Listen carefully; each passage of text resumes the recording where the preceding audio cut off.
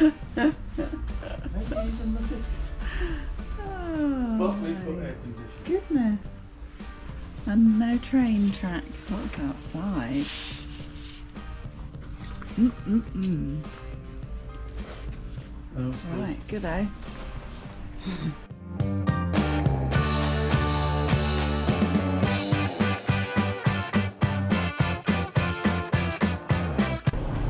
So here we are in West Yellowstone, and we are just formulating a plan for tomorrow. And I think what we're going to do is we're going to leave get up at 5 a.m. Get to the park for 6, because you have to drive into the park. It's an hour to get where we want to go, which is the geysers. Faithful. Yeah, the Old Faithful geyser. So that's what we're going to do in the morning. But for now, we're going to have a beer. So it's we're about 6,000 feet here. We've been in and out of Montana today, into Idaho briefly, and now we're just on the border of Wyoming. And we'll go back into Montana tomorrow. I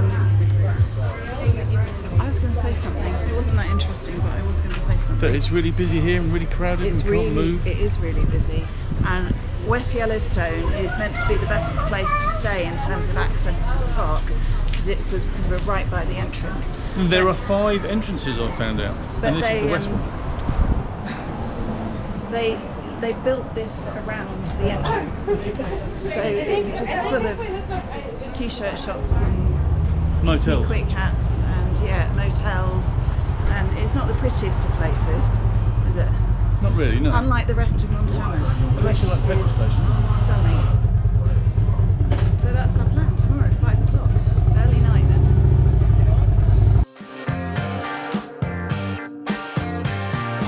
It was an early start. I wish I'd put on more clothes, to be honest, because it's very cold. But glad we made the effort to get up early and head to the park.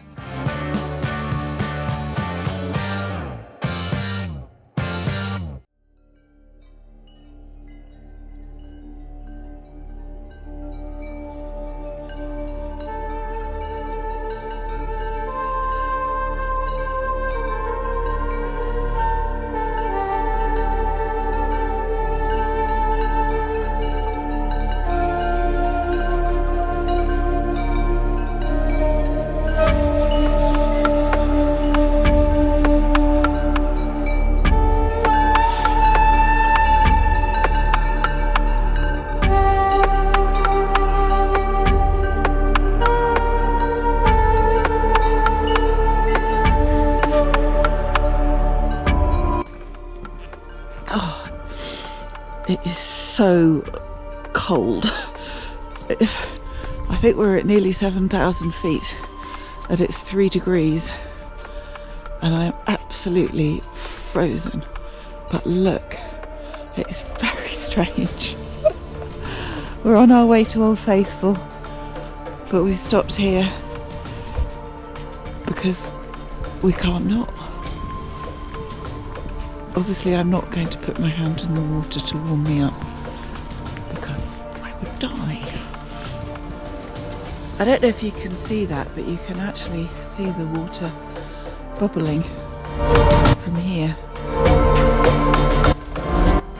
So Old Faithful erupts apparently every 60 to 90 minutes, so we might be lucky and see it, but you can see little tiny eruptions coming from this one in front of us. I wonder if that big plume of smoke over there is Old Faithful.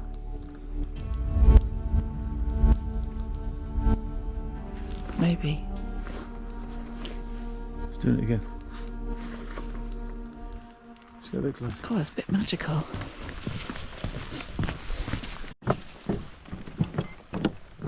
Oh, so they've made this boardwalk. You can't step off it because the ground around here is really thin and it will burn through even boots in seconds. I don't know if you can hear that. Well, you can hear us clumping on the boardwalk, but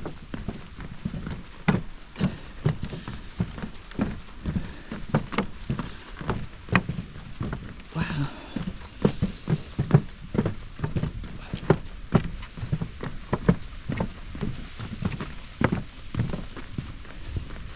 stop a minute so they can hear. Oh wow. Cool.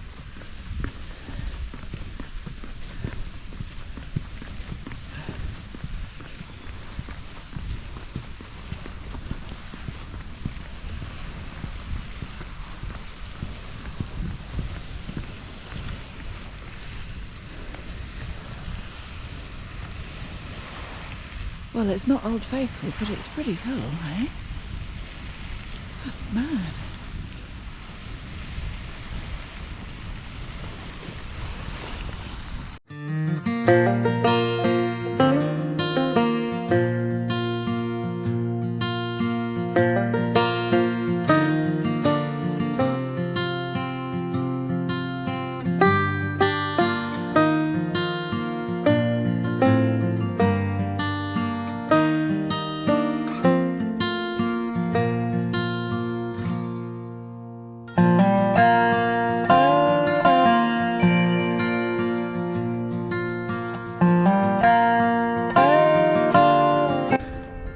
So there's an app which tells you when Old Faithful is going to erupt.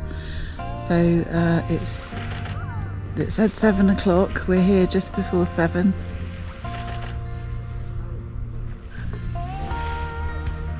And it's sort of like a plus or minus 10 minutes. And it certainly looks like it's gonna go. I don't know, there are probably 50 people here maybe. So we left our hotel at 5:15 this morning, which is why I'm so cold, but I'm glad we did because the car park here is enormous. So we were told that, you know, 8:30, 9 o'clock, heaving, and all you do is sit in traffic jams.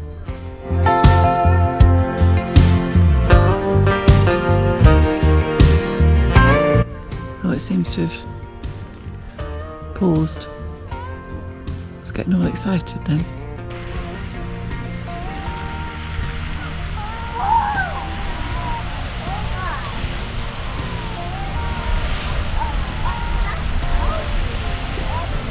Wow. Glad we waited. Blimey.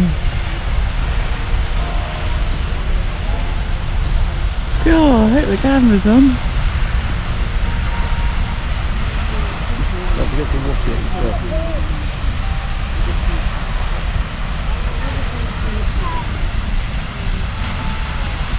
Crikey.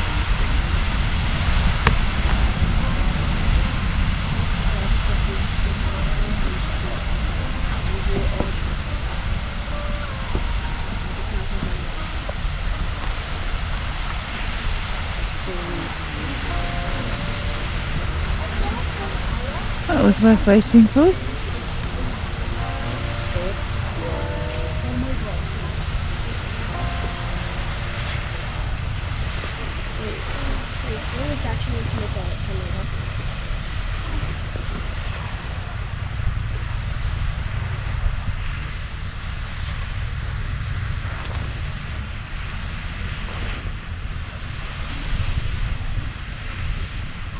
There were only about 6 cars here this morning when we arrived at 7 o'clock. But look how massive the car park is and how horrendous it would be if this was full and we were trying to watch Old Faithful with thousands of, I mean it goes on forever, thousands of people. And the hotel, this isn't the hotel car park, this is just viewing. Anyway, it's quite spectacular and I'm glad we made the effort to get up early.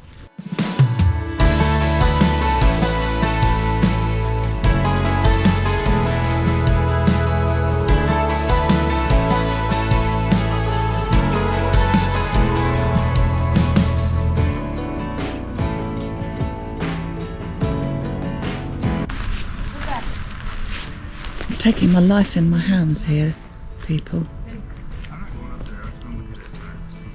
to film this. It's not quite David Attenborough.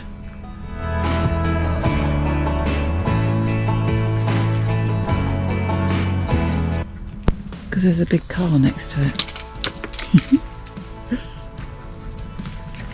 What fun. Till it charges at me.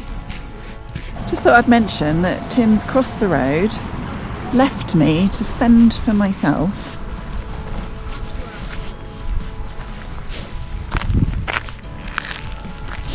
As I cross the road.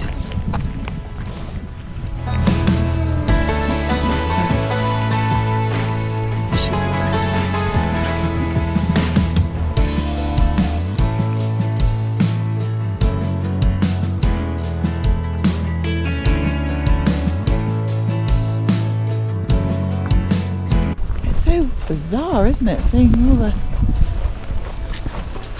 hot steam rising everywhere.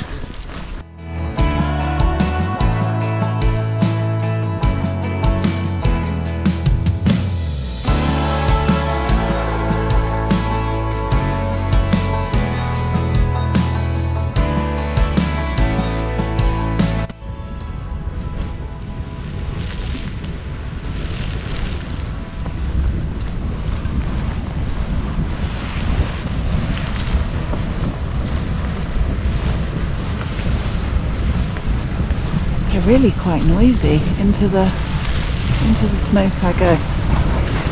It doesn't. Oh, you can feel it splashing.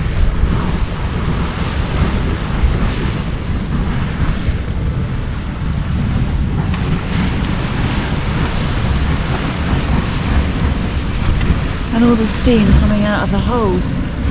They must monitor how many new holes there are every year. Surely. I'm going to Google it.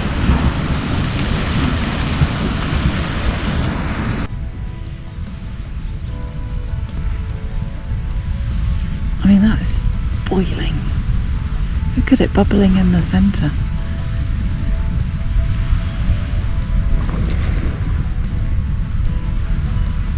Excellent timing.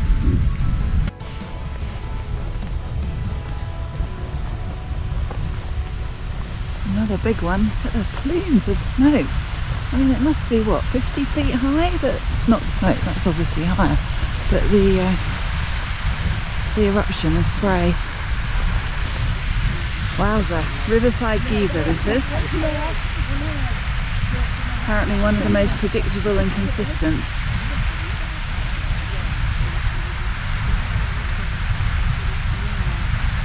Goes up to 75 feet, the eruptions, and they last about 22 minutes, it says.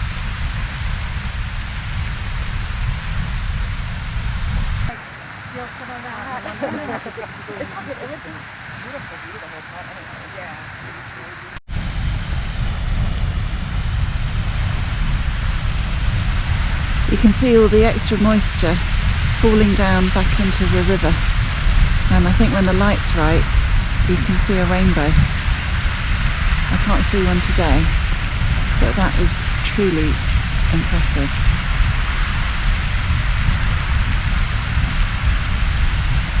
The power of Mother Nature remains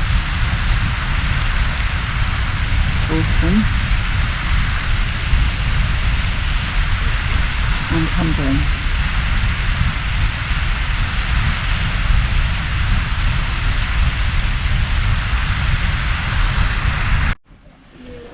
So we've come up here to the Morning Glory pool.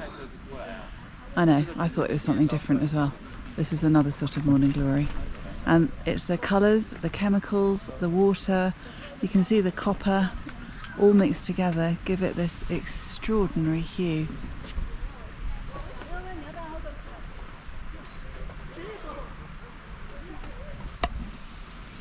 What a shame. Apparently the colours used to be a good deal more vivid, but because ignorant people throw things in there, it upsets the balance of the water, the hot and the cold, and it's the cold water in there that makes the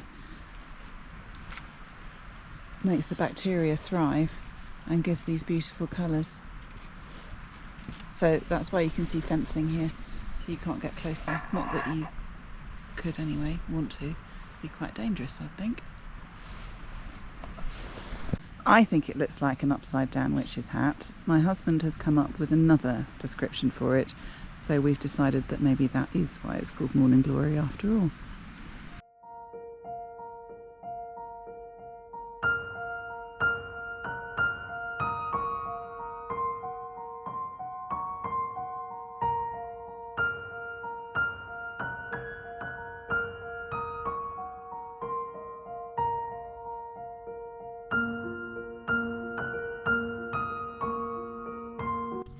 So the whole of Yellowstone is actually a massive volcano. I think it's called a supervolcano. And we think all these springs or thermal holes, Vents. release the pressure so that the volcano doesn't erupt. It last erupted 70,000 years ago. And if it erupted now, it would have a global impact. It doesn't smell sulphury, and I expected it to, seeing as it's a volcano, but it doesn't. But you can definitely feel the heat coming off of these vents.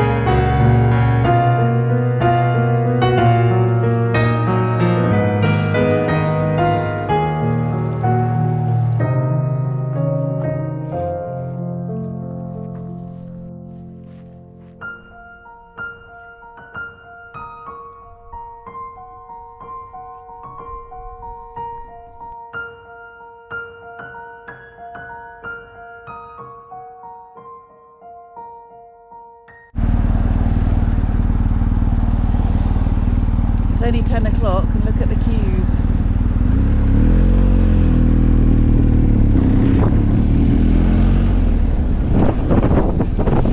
Naughty, naughty! We're on the bike.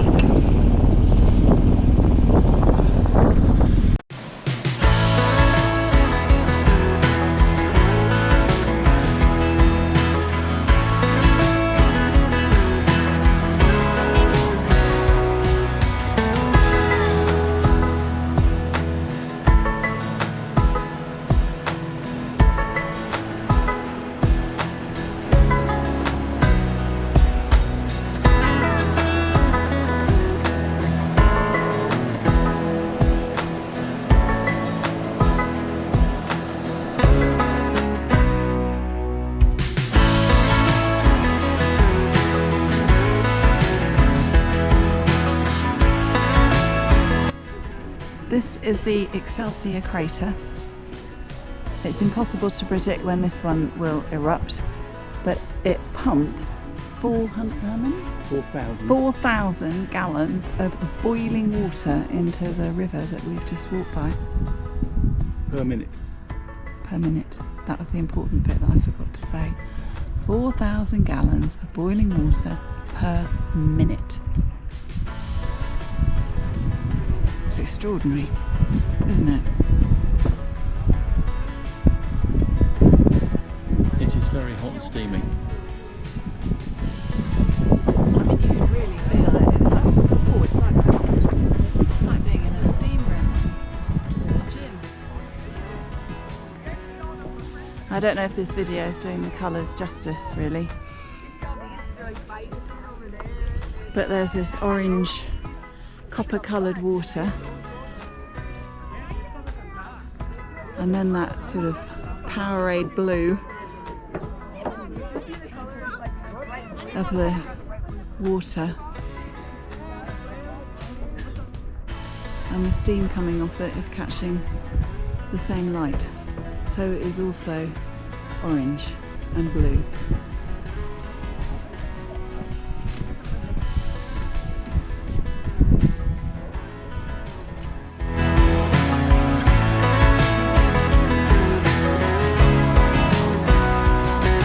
These are the Grand Prismatic, I think that's how you say it, springs, by the way, the largest in Yellowstone Park.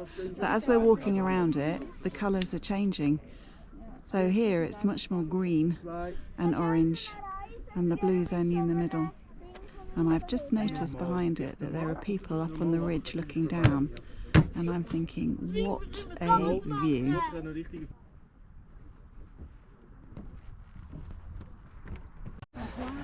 Wow, well, we came to the top to get that view. How stunning is that? That water, by the way, is 70 degrees Fahrenheit. That's all the steam. There's my sort of Insta shot.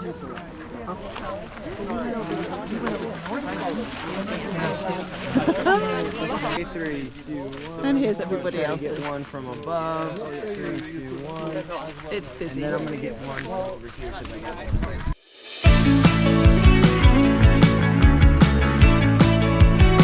one. We're heading out of the park now, and it's about 12:30, 1 o'clock in the afternoon, and you can see all the traffic that is just starting to head in, and also all the cars parked everywhere, visiting all the sites that we went to earlier this morning when they were empty. So yeah, top tip I'd say, go early.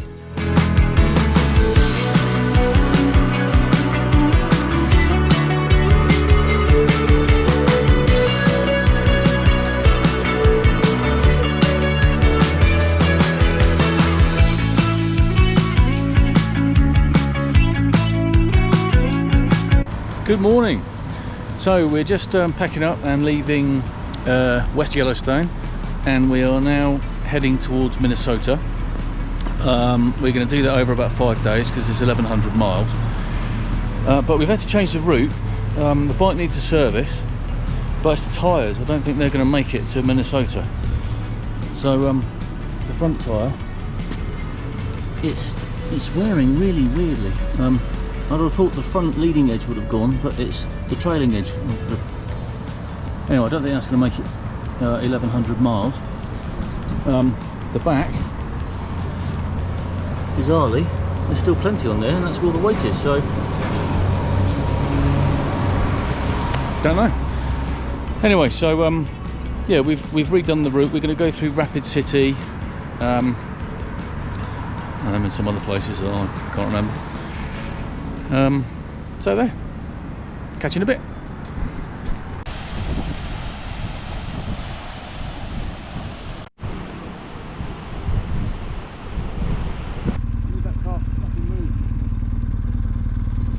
Let's get closer back to that car. Just wait for it to walk past us.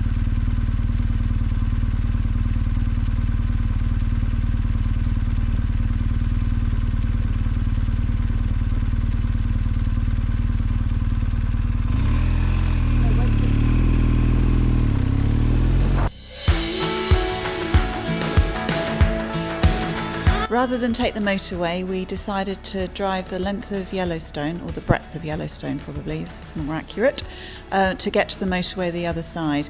And I'm really glad we did, because we saw a whole different landscape. West Yellowstone was more prehistoric almost, and this was more, beautiful flat plains, the big blue sky heading into Montana.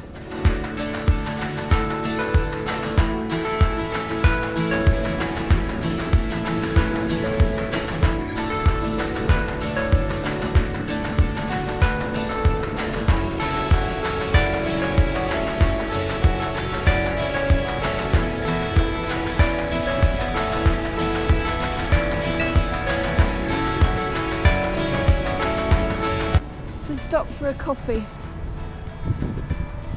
Can think of worse places. And we met this guy, I don't know how old he was, maybe 70, mid-70s. And he and his wife just bought a one-way ticket. They're travelling the world. He's working on the front desk at this hotel behind us. And they'll work here for the summer, save enough money, and just carry on travelling the world. He's from Hawaii, and so they rent their house out there.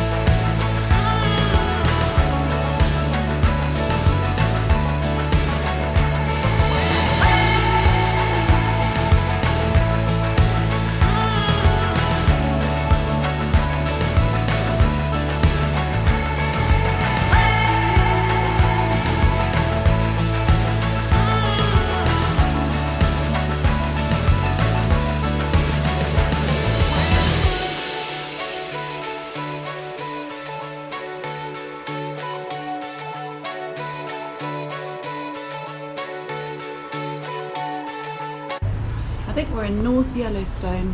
We couldn't have a coffee in Mammoth Springs because there was a fire alarm going off. So we've stopped here, but it's lovely. A coffee and maybe something to eat. Although I'm still holding out for a Dairy Queen.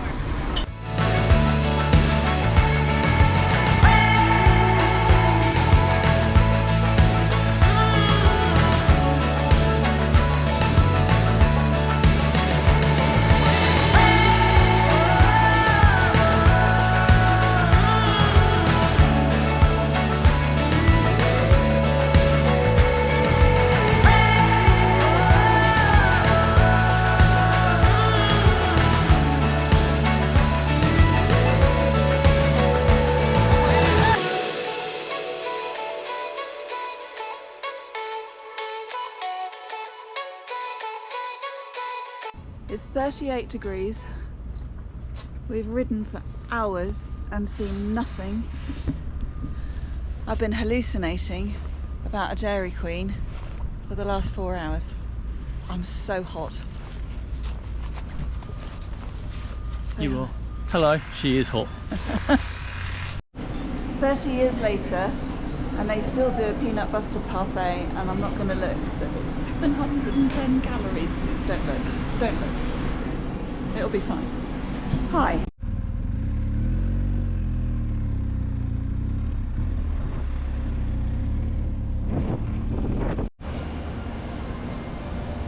It is literally like a furnace here. I feel this is unnecessary. And it's throwing off so much heat. Best Western, Billings, and we are literally melting. It's like riding through a furnace, a sauna, something very hot. It's about 7:45 in the morning, and we're packed up and ready to head off to Sturgis. Oh, I missed the lift. We've got some long days riding coming up, sort of 300 plus miles a day, which is hard, and the motorways are boring. The weather is really changeable, so we've come from very hot and now it is misty, foggy, damp. Yeah, a bit yucky really. We're just stretching our legs because this road has been going for hours and hours and hours and hours. And we've seen nothing. I mean, it's all beautiful, but there's nowhere to stop. And just need to stretch my bum out, really.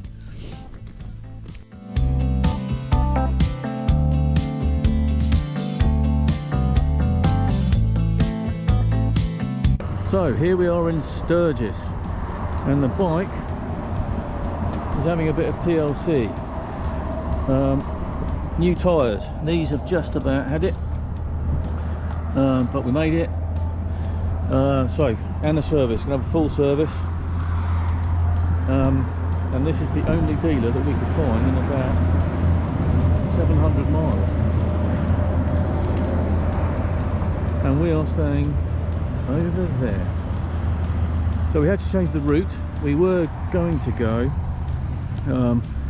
north-east to get to Minnesota, but we went southeast instead, obviously to get to here, because I didn't think that we would make it to Minnesota on that front tyre. Anyway,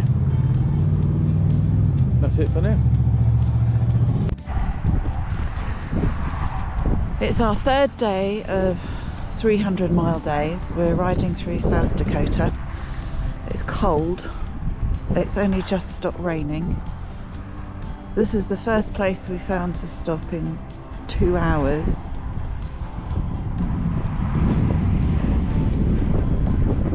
So we're just going to see if we can get a coffee. We're both a bit grumpy. But we haven't had much sleep because the motels that we've been staying at have been really, really noisy.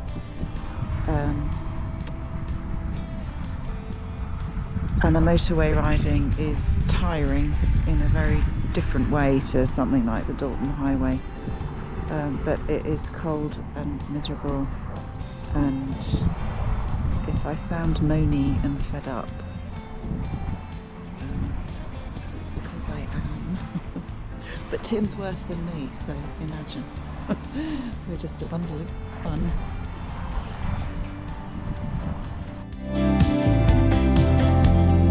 The road to Minnesota is long, metaphorically and actually. Will South Dakota ever end?